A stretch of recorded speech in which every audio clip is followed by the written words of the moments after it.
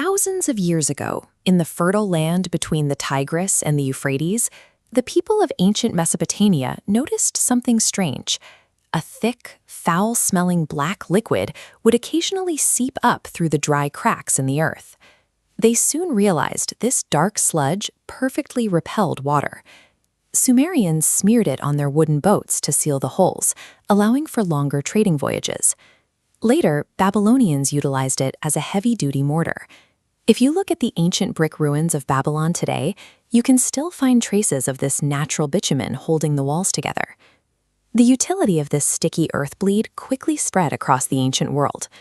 In Egypt, it became a key ingredient in the mummification process, used to preserve bodies from decay. Thousands of miles away in China, engineers drove long, hollow bamboo pipes deep into the ground to draw the liquid up for heat and light. Yet, even as early societies exploited this resource to waterproof their fleets and fortify their cities, they were acting completely in the dark. For thousands of years, humanity used this powerful substance without having any idea what it actually was or how it formed. If you ask people today where that black liquid comes from, many will tell you it's made from dead dinosaurs. That is a myth. The real story starts hundreds of millions of years before the first dinosaur even hatched. Ancient oceans were teeming with billions of microscopic marine organisms, tiny phytoplankton and algae. When these life forms died, they drifted downward, settling onto the ocean floor in unimaginable numbers. As millions of years passed, layer after layer of silt, sand, and heavy sediment buried these biological remains. The ocean floor stacked up, pressing downward with crushing force. Trapped miles beneath the surface, that intense pressure and rising geothermal heat cooked the dead matter into a waxy substance called kerogen. Once temperatures reached roughly 60 degrees Celsius, the kerogen cracked, melting into liquid crude oil that pooled tightly beneath domes of solid rock.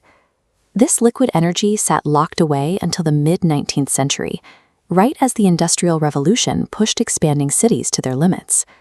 At the time, the world lit its homes using whale oil, but relentless hunting had driven whale populations to the brink, making their oil both expensive and scarce. Kerosene, a clean-burning fuel refined from crude oil, arrived just as whale oil was running out. While it solved the immediate lighting crisis, it tethered the expansion of modern cities to a geologic resource buried deep underground. In 1859, retired railway worker Edwin Drake proposed a radical solution to the energy squeeze.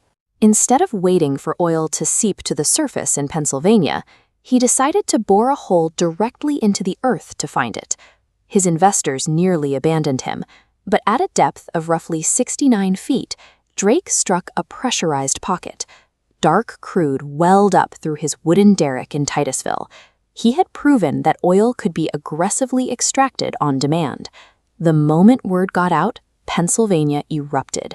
Quiet farming valleys were overrun by speculators, transforming into mud-soaked boomtowns crowded with towers, as everyone tried to tap the earth at once. But amidst the drilling frenzy, John D. Rockefeller recognized that extraction was an unpredictable gamble. He saw the true leverage lay elsewhere, monopolizing the refineries that processed the crude into kerosene and controlling the rail lines that moved it to market. By absorbing his competitors and negotiating exclusive shipping rates, Rockefeller's Standard Oil eventually controlled 90% of America's refining capacity. He proved that whoever controls the processing and distribution of energy dictates the terms of the entire economy. Rockefeller's kerosene empire eventually faced a threat when electric lighting began spreading through cities. But right as the lighting market faded, the development of the internal combustion engine gave crude oil an even larger purpose. In 1908, Henry Ford released the Model T. It was a durable, gasoline-powered machine, priced low enough that the average working citizen could finally afford a motor vehicle. By implementing the moving assembly line, Ford stripped away the slow pace of custom building.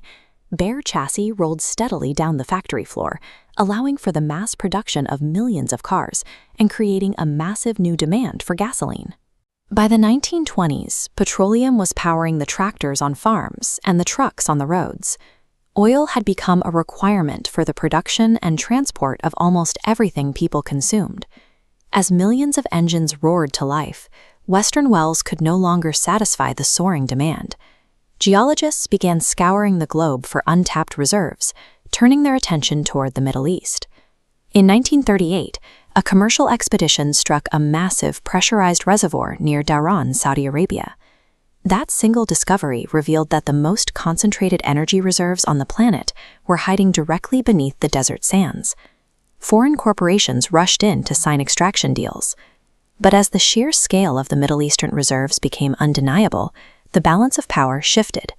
The West had built an infrastructure reliant on cheap oil, and the primary supply now lay in foreign territory. Realizing that foreign companies were taking the majority of the profits, nations like Saudi Arabia, Iran, and Iraq joined forces in 1960. They formed OPEC, a unified coalition designed to take control of production and pricing away from foreign corporations.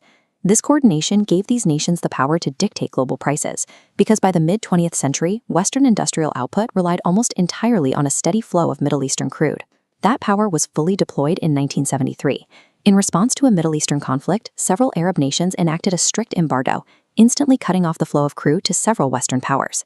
The impact was immediate. Gas stations across the United States ran dry, forcing citizens to idle in lines that stretched for miles just to secure tightly rationed gallons of fuel. Because petroleum was used to move nearly every commercial good, the restrictions sent shockwaves through the entire supply chain. Shipping costs skyrocketed, inflation spiked, and businesses were forced to shutter their doors as the economy ground to a halt. In a matter of weeks, the restriction of a single commodity had crippled the world's most powerful economies. It proved that modern society cannot function for even a few weeks without a continuous flow of oil. Extracting this ancient marine biology allowed humanity to scale our cities and automate our labor. But the 1973 crisis exposed a hidden cost.